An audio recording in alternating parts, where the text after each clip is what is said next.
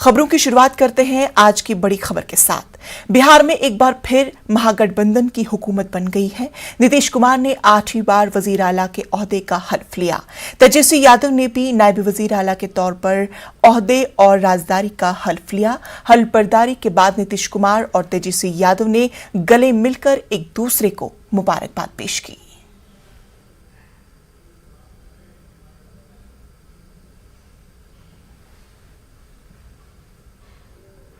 आप जरा हमारे जितने लोग हैं, पार्टी के जितने लोग हैं, उन सब लोगों से जरा पूछ लीजिए कि क्या सबकी स्थिति हुई है, किससे पूछिएगा। लेकिन फिर भी हम तो चाहते नहीं थे बनना, हम तो उस चुनाव के बाद नहीं बनना चाहते थे मुख्यमंत्री, लेकिन मुझ पर पूरा चारों तरफ से करके दबाव कि नहीं आप संभालिए, हम कर लिए।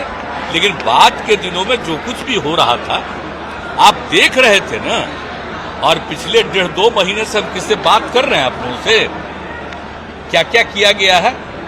तो जो कुछ भी किया गया है मुझको ठीक नहीं लगता था, आप इसीलिए हम कह रहे हैं। तो अंत में हमारे पार्टी के लोगों में बहुत ज्यादा था, और उसके बाद उन लोगों ने जब बातचीत किया और सारे इन लोगों से पूरी बातचीत अंदरूनी हो गई और ये बात हुआ, तो कल ही हम लोगों का फैसला हो गया। अब हो गया, और देख लीजिए, अब सोच लीजिए, जो वापिस फिर वहीं चले गए। आज जहां पर जब था, तो आप जरा सोचिए ना, हम लोगों का 15 में कितना सीट जीते थे, और जब इन्हीं लोगों के साथ चले गए तो क्या हुआ है, 20 में क्या स्थिति हुई थी, तब तो सब हो ही न गया। ये सब तो सब समय पर चलेगा। बीजेपी कह रही है कि यहाँ भी 2025 तक नहीं रहेंगे। अब हम रहेंगे कि नहीं रहेंगे, क्या रहेंगे, उनको जो मन में आता है बोले, लेकिन इतना जान लीजिए कि 2014 में अब नहीं रहेंगे। पूरे देश में खुशी का लहर है, और आदरणीय नीतीश कुमार जी ने जो निर्णय लिया, जो जनता की मांग थी और जो बिहार और देश की जो जरूरत थी, वो निर्णय लिया, ऐसा निर्णय लिया जो निडर निर्णय था। और हम लोगों ने जो साथ दिया, वो हम इतना कह सकते हैं कि मजबूती के साथ मिलकर के हम लोग सरकार चलाएंगे, जहां बिहार के लोगों को एक नए रास्ते पे, तरक्की के रास्ते पे, ऊंचाइयों पर लेके जाने का काम करेंगे। जो माहौल मुल्क में था, बिहार में था, जो सामाजिक तनाव, सांप्रदायिक तनाव भाजपा के लोग फैला रहे थे, जिस प्रकार से नीतीश कुमार जी को, पार्टी को, जनता दल यूनाइटेड को समाप्त करने का जो प्रयास था, समाजवादी राजनीति को जो ये लोग खत्म करने का जो प्रयास कर रहे थे, क्षेत्रीय दलों को जो ये समाप्त करना चाह रहे थे, आज देख लीजिए बिहार में वो कर दिखाया जो देश को करना है, और एक दिशा दिखाई है। और हमारी चर्चा, क्योंकि हमारी तो लड़ाई बेरोजगारी को लेकर के रही है, सदन से लेकर के आप सड़क तक देख लीजिए, हम लोगों ने बेरोजगारी के खिलाफ लड़ाई लड़ी, और आदरणीय मुख्यमंत्री जी का जो निर्णय रहा, उससे हम लोगों को एक मौका मिला कि अब जनता के प्रति, नौजवानों के प्रति जो दुख दर्द है उसको दूर किया जाए। मिलाकर वारावारा राव को राहत मिल गई है। सुप्रीम कोर्ट ने उन्हें भीमा गोरेगांव केस में मुस्तकिल जमानत दे दी है, ताहम वो निचली अदालत के हुक्म के बगैर शहर नहीं छोड़ सकेंगे, यानी उन्हें ग्रेटर मुंबई में ही रहना होगा, उन्हें गवाहों से राबिता नहीं करना होगा। ख्याल है कि सुप्रीम कोर्ट ने तिबी बुनियाद वारावारा राव को 3 महीनों की अबूरी जमानत दी थी। अप्रैल में बॉम्बे हाई कोर्ट ने उनकी जमानत की अर्जी को खारिज कर दिया था।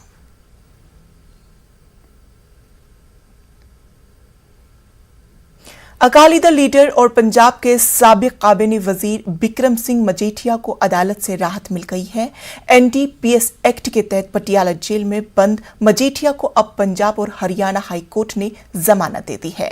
मजीठिया को पंजाब ड्रग रैकेट केस में गिरफ्तार किया गया था। मजीठिया ने एनडीपीएस एक्ट के तहत दर्ज एक केस में इस साल 20 फरवरी को होने वाले पंजाब असेंबली इंतखाबात के बाद हथियार डाल दिए थे।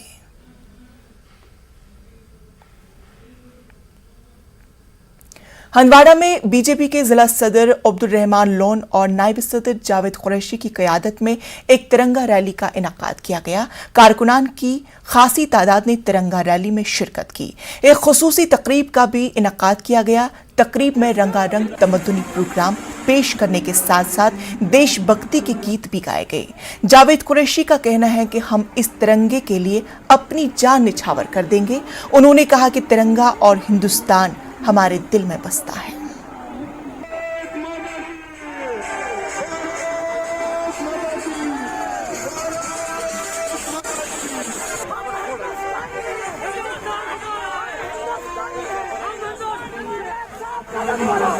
इस तिरंगे के लिए लाखों लोगों ने कुर्बानियां दी है और इसकी आन और बान और इसकी शान के लिए पूरे हिंदुस्तान में आज 20 करोड़ घरों पे झंडा लहराया जाएगा। और वही एक कड़ी आज हंदवाड़ा से हमने शुरू की है। और जो वजीर आजम हिंद नरेंद्र मोदी जी ने फैसला ले लिया है, ये खासकर तवारीख में पहली बार हो रहा है, क्योंकि हमारे नौजवान इस तिरंगे के साथ जुड़ रहे हैं और इसके आन और बान के लिए काम कर रहे हैं। ये जो झंडा है तिरंगा, ये हमारी जान है, आन है, शान है। इसके लिए हमारे बहुत सारे जवानों ने शहादत भी दी है। और ख़ास करके आज जो हंदवाड़ा में हुआ है, ये पहली बार हुआ है। आज तक कभी यहाँ 70 साल में इतना नहीं हुआ है। ये आप खुद देखते हैं कि लोगों में कितना जुनून इस वक्त है। इस वक्त हर एक घर में खुद लोग लगा रहे हैं, किसी दबाव के बगैर। जैनाकोट श्रीनगर में कायम फौज के 2RR हेडक्वार्टर में वीर नारी व वीर माता तकरीब का इनेकाद किया गया। बारामूला, कुपवाड़ा, बांडीपोरा और पटन से ताल्लुक रखने वाली शहीद फौजियों की बीवियों और माओं ने शिरकत की। GOC किलो फोर्स SS सुरलिया की अहलिया में मिस S सुरलिया मेहमान खुसूसी थी। 2RR बटालियन के कमांडिंग ऑफिसर कर्नल रमन की अहलिया और दीगर अफसरान मौजूद थे। आर्मी की खातून अफसरान ने शहीद की बीवियों और माओं से मुलाकात की। उन्हें मिलने वाली सहूलियात का भी जायजा लिया गया। अफसरान ने उनके घरेलू मसाइल भी सुने और उन्हें तरजीह बुनियादों पर हल करने का यकीन भी दिलाया। इन खवातीन को एजाज से भी नवाजा गया। मुफ्त मेडिकल कैंप का इफ्तिदा GOC किलो फोर्स की अहलिया ने अंजाम दिया।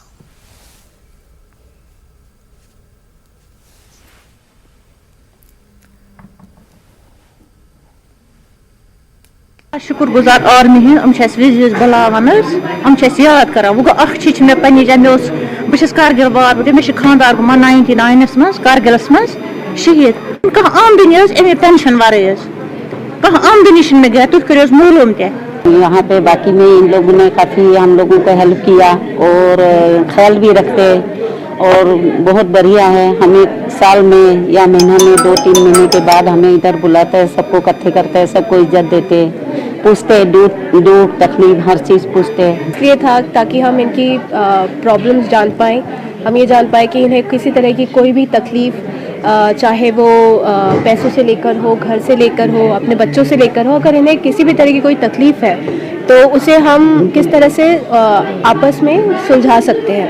इससे ज़्यादा कोई सबूत नहीं हो सकता एक बहादुरी का। हो सकता है एक बच्चा है जो 2 साल का था जब इनके हस्बैंड गुजर गए थे, आज वो 5 साल का है, तो आप समझ सकते हैं इन्होंने कितना अपने आप को स्ट्रॉन्ग किया है। कोशिश करिए, जहाँ कोशिश है और डिटर्मिनेशन है और जहाँ आप ये कहती है कि मैं कर सकती हूँ या कर सकता हूँ, इनको देखिए अपने सामने, शायद आपको सब चीज़ छोटी लगेगी इसके आगे। जश्न आज़ादी के पेश नज़र दिल्ली समेत अहम शहरों में सिक्योरिटी के माकूल बंदोबस्त किए गए हैं। इंटेलिजेंस ब्यूरो ने मुतल्लिका महकमों को हिदायत जारी की है।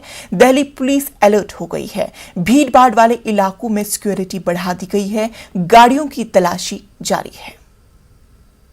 स्वतंत्रता दिवस को देखते हुए सुरक्षा के व्यापक इंतजाम किए गए हैं और आप देखिए किस तरीके से लगातार जो है वो चेकिंग की जा रही है, लोगों का सामान जो है वो देखा जा रहा है, क्योंकि इस वक्त जो आप देख सकते हैं लोग अपने घरों की ओर जा रहे हैं, छुट्टी है और भारी संख्या में जो लोग हैं वो ट्रैवल कर रहे हैं, तो कुछ भी ऐसा ना हो उसको लेकर चेकिंग जो है उसके अच्छे खासे इंतजाम लेके जा रहे हैं। पुलिस पूरे स्टेशन पर आपको दिख रही है, हर किसी का सामान चेक हो रहा है और उसके बाद उसको जो है वो अंदर जाने दिया जा रहा है। तो लगातार आप लोगों की जो है वो चेकिंग कर रहे हैं। किस तरीके की सुरक्षा के इंतजाम है? यहाँ हर जगह पे सारी चेकिंग होती है मैडम।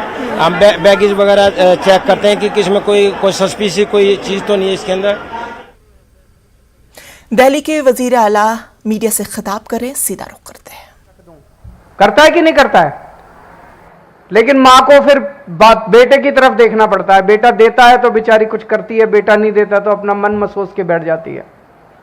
अगर माँ के हाथ में 1000 रुपए होंगे तो उसको बेटे की तरफ, पति की तरफ देखना नहीं पड़ेगा। वो अपना अंदर जाएगी, संदूक खोलेगी, पैसे निकालेगी और बेटी के हाथ में रख देगी, उसको बड़ा सुकून मिलेगा। 1000 रुपए हर बहन के हाथ में देने से मैं समझता हूं कि बहुत बड़े स्तर पे अर्थव्यवस्था में भी फर्क पड़ेगा। एक तो है कि आप बड़े बड़े अमीर लोगों के हाथ में पैसा डालो, कोई अरबपति है, उसके पास पैसा जाएगा तो वो क्या करेगा? अभी उसके पास 2 जहाज है, 4 जहाज खरीद लेगा, 5 जहाज खरीद लेगा, 2 बड़े बड़े बंगले, उससे अर्थव्यवस्था नहीं अच्छी होती। जब एक आम आदमी के हाथ में, आम बहन के हाथ में पैसा जाएगा, वो बाजार जाएगी, सब्जी खरीदेगी, आटा खरीदेगी, रोजमर्रा की चीजें खरीदेगी, इससे अर्थव्यवस्था बढ़ती है, इकोनॉमी की प्रोडक्शन बढ़ती है, डिमांड बढ़ती है, फिर नई नई फैक्ट्रियां लगेंगी वो सामान बनाने के लिए। आम आदमी की जेब में जितना पैसा जाएगा उतनी अर्थव्यवस्था बढ़ेगी, अमीरों के हाथ में जितना पैसा जाएगा उतनी अर्थव्यवस्था कमजोर होगी। तो ये बहुत सोच समझ के हम लोगों ने, जो हमारा विरोध करते हैं उनको मैं कहना चाहता हूं कि बहुत सोच समझ के हमने किया है कि करोड़ों महिलाओं को इसका फायदा होगा, करोड़ों घरों को इसका फायदा होगा। और जो लोग कहते हैं पैसा कहां से आएगा, मैं आपको एक छोटा सा उदाहरण देता हूं, पैसा कहां से आएगा। हमने पंजाब में कहा कि हम बिजली फ्री करेंगे, लोगों ने पूछा पैसा कहां से आएगा। मार्च में हमारी सरकार बनी पंजाब में, सरकार बनने के बाद अगले 3 महीने में, अप्रैल, मई और जून, पिछली साल अप्रैल, मई और जून में 15,000 करोड़ का टैक्स आया था। इस साल हमारी सरकार बनने के बाद, ईमानदार सरकार बनने के बाद 15,000 के मुकाबले 21,000 करोड़ का टैक्स आ गया, 6,000 करोड़ एक्स्ट्रा आ गया। हमें पूरा साल बिजली मुफ्त करने के लिए बस 3,000 करोड़ चाहिए थे और 6,000 करोड़। बडगाम के वतरहल इलाके में एनकाउंटर अभी भी जारी है। ये एनकाउंटर राज्य सिक्योरिटी फोर्स और मिलिटेंटों के दरमियान शुरू हुआ है। इस एनकाउंटर में लतीफ राथर समेत लश्कर के 3 मिलिटेंट फंसे हुए हैं। बताया जा रहा है कि इलाके में मिलिटेंटों के छुपे होने की मुसद्दिका इत्तला मिलने के बाद सिक्योरिटी फोर्सेस ने इलाके का मुहासरा किया। इसी दौरान इलाके में छुपे मिलिटेंटों ने फोर्सेस पर फायरिंग की और एनकाउंटर शुरू हुआ। आपको बता दें कि ये मिलिटेंट एक रिहायशी मकान में छुपे हुए थे और सिक्योरिटी फोर्सेस ने पहले आम शहरियों को वहां से निकाला। आपको यह भी बता दें कि इस एनकाउंटर में लतीफ राथर नामी मिलिटेंट भी मौजूद हैं, जो अमरीन भट्ट और राहुल भट्ट की हलाकत में मुलविस था। फोर्सेस और मिलिटेंट के बीच फायरिंग का तबादला जारी है।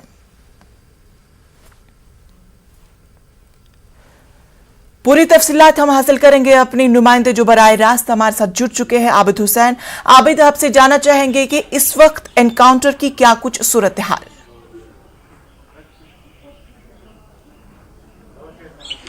इंशा जी बिल्कुल उसी इलाके में मौजूद है जहां पर एनकाउंटर जारी है। करीब 12 घंटे हो गए हैं इस एनकाउंटर को जब से ये जारी हुआ है, जब से ये शुरू हुआ है। हालांकि जो इस इलाके में हमने आपके साथ जो तस्वीरें भी शेयर की है, आपने सुना भी होगा, धमाके बहुत हुए हैं यहाँ पे। काफ़ी जो भारी तादाद में जो फायरिंग का तबादला है वो सुनने को मिला होगा आपको। और पूरा इलाका जो है ये वतरहल का इलाका, इसके तमाम जो एंट्री और एग्जिट पॉइंट्स है उनको सील किया गया है। पूरे इलाके में सिक्योरिटी फोर्सेज है। मैं आपको दिखाना चाहूँगा थोड़ा सा, क्योंकि मीडिया को इस पॉइंट से आगे जाने की इजाज़त नहीं है। आगे अगर आपको दिखाई दे रहा होगा ये पहाड़ जैसा, तो यही यही वो पोर्शन है, वहीं पे वो रिहायशी मकान है जहाँ पे एनकाउंटर है, जो स्पॉट है। हालांकि आईडी से जिसमें जो पहले इतला मिली थी, जो मकान था जिसमें मिलिटेंट छुपे थे, उस मकान में आईडी ब्लास्ट भी किया गया, लेकिन अभी भी जो फायरिंग का तबादला है वो जारी है। हालांकि इसके बाद भी काफी सारे धमाके हमें सुनने को मिले, लेकिन अभी तक ये जो फायरिंग का तबादला है वो बिल्कुल जारी है। मेरे पीछे आप देख सकते हैं सिक्योरिटी फोर्सेस की गाड़ी है। हालांकि मीडिया को यहाँ पे रोका गया है इस पॉइंट से। और यहाँ पे मैं आपको ये भी बता दूं, करीब 500 मीटर की हम दूरी पे है, बिल्कुल जो ये एनकाउंटर है उसमें सिर्फ हम 500 मीटर की दूरी पे है। और सुबह से ही यहाँ पे जो गोलियों का तबादला है वो लगातार जारी है। इंशा, मैं आपको एक बार फिर से बता दूं, लतीफ रहतर इस एनकाउंटर में फंसे हैं और उनके साथ 2 और मिलिटेंट बताए जा रहे हैं। हालांकि एडीजीपी ने पहले ही ट्वीट किया था इस एनकाउंटर के हवाले से, और उन्होंने जानकारी दी थी कि इस एनकाउंटर में लतीफ रहतर नामी जो मिलिटेंट है वो फंसे हैं। जी इंशा। आबिद, आपको बता दें कि जिस तरह से आप भी बता रहे थे, 12 घंटे के ज्यादा अरसा इस एनकाउंटर में अभी भी जारी है। और अगर आपकी बातचीत सिक्योरिटी फोर्स से हुई है, उन्हें किन मुश्किलात का सामना है कि अभी तक इतने अरसे तक ये एनकाउंटर अभी जारी है?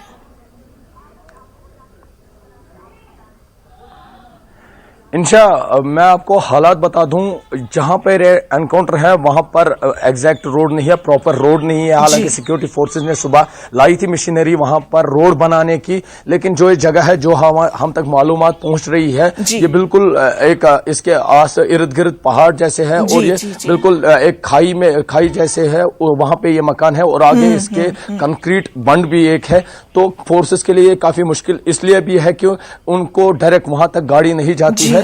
और हालांकि उन्होंने कोशिश की थी रास्ता बनाने की, लेकिन अभी तक वो रास्ता बनाने में नाकाम हुए। फिलहाल पुलिस के ये जो सिक्योरिटी फोर्सेज है उनके लिए ये पार्ट चैलेंजिंग है, क्योंकि उनको पहले काफी वक्त तक जो स्पॉट था वहां पर डायरेक्ट रास्ता नहीं हो पाया था। लेकिन अभी तकरीबन 10 बजे से लगातार जो गोलियों का तबादला है वो लगातार जैसे सुबह जारी था वैसे ही अभी भी जारी है। जी तो चलिए आबिद, आपका बहुत शुक्रिया। आप खुद भी महफूज रहे वहां पे, और मजीद भी हम आपसे तफसीलात के लिए आगे भी जुड़ते रहेंगे। फिलहाल तफसीलात के लिए शुक्रिया।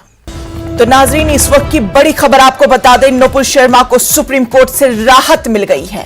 तमाम एफआईआर को एक जगह करने की हिदायत जारी कर दी गई है। सुप्रीम कोर्ट एफआईआर खत्म करने के लिए हाई कोर्ट से रुजू हो सकती है। तो बड़ी खबर, नुपुर शर्मा को सुप्रीम कोर्ट से राहत मिल चुकी है। तमाम एफआईआर को एक जगह करने की हिदायत जारी की गई है। सुप्रीम कोर्ट का कहना है कि एफआईआर खत्म करने के लिए हाई कोर्ट से रुजू हो सकती है। तो बड़ी खबर, राहत की खबर नुपुर शर्मा के लिए। सुप्रीम कोर्ट से नुपुर शर्मा को बेहद राहत की खबर मिल चुकी है। तमाम एफआईआर को एक ही जगह करने की हिदायत जारी की गई है। तो आपको बता दें कि नुपुर शर्मा ने सुप्रीम कोर्ट से एक अर्जी दाखिल की थी, जिसके बाद अब सुप्रीम कोर्ट ने अपना फैसला दे दिया है। नुपुर शर्मा के लिए राहत की खबर दी है। तमाम एफआईआर को एक ही जगह करने की हिदायत जारी की गई है।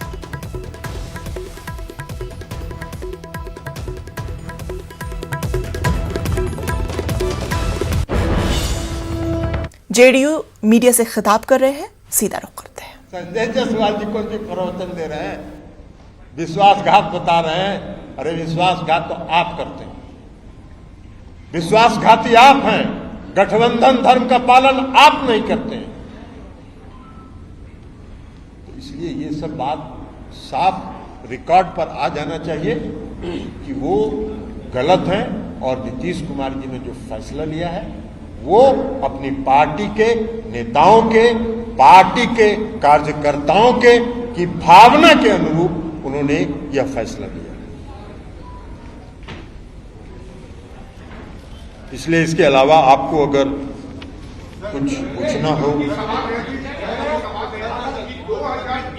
आप एक एक करके पूछिए, एक एक करके। 2020 में जब आपके साथ विश्वासघात हुआ तो 2022 अगस्त तक आप क्यों वेट करते रहे? दूसरा सवाल है कि आज जो सुशील जिन्हें होना है कि आप लोग चाहते थे कि वो राष्ट्रपति बने।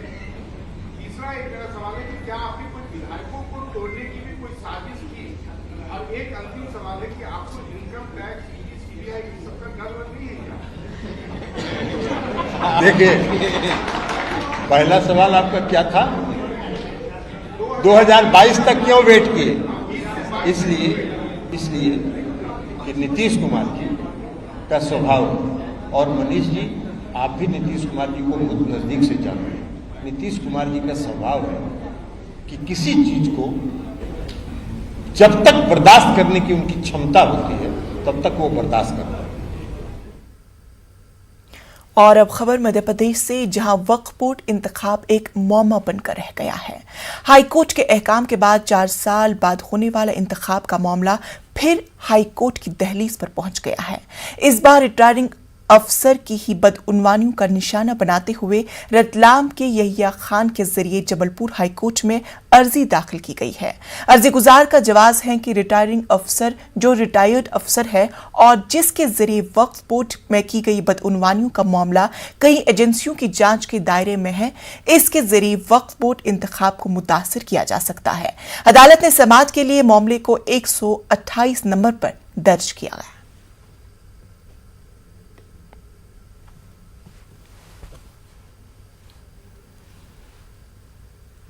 तो नाजरीन, बुलेटिन में फिलहाल इतना ही। मुझे दीजिए इजाजत, लेकिन आप देखिए न्यूज़ 18 उर्दू।